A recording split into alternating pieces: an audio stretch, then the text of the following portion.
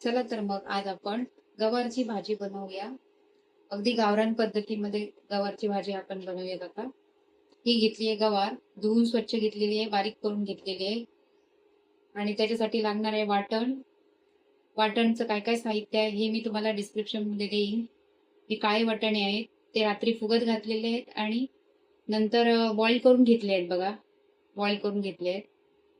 नंतर मसाला, लाल तिखट, हा काश्मीरी मसाला आहे, हा लाल तिखट मसाला आहे, हळद, गरम मसाला आणि कांदा लसूण मसाला.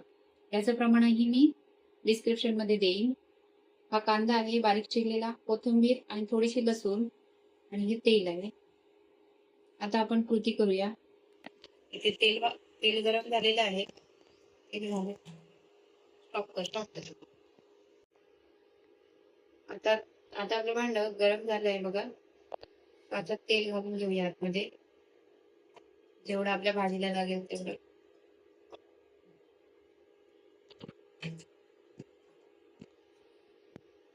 ते थोडं तेल गरम झालं की त्यामध्ये आपण लसूण घालून घेऊया. तेल गरम झाल्यावर लगेचच स्लो करायचा आहे गॅस.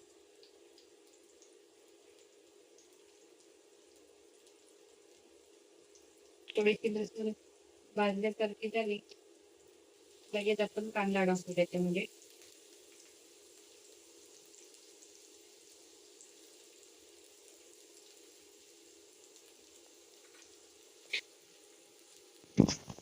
लालसर होईपर्यंत परतायला पाहिजे.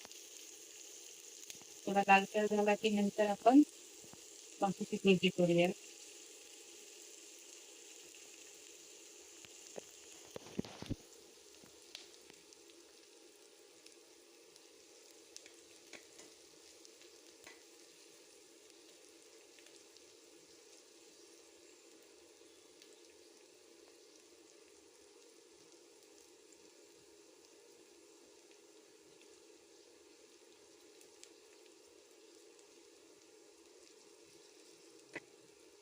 आता लालसर झालेला आहे कांदा आपण, त्याच्यामध्ये सगळा आपला मसाला घालून घेऊया.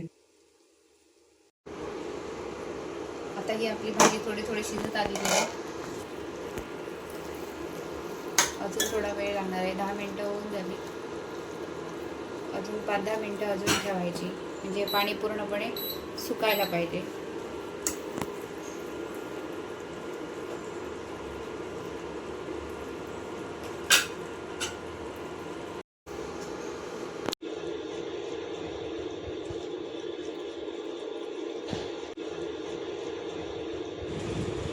तर अर्ध्या तासानंतर आपली भाजी तयार होईल.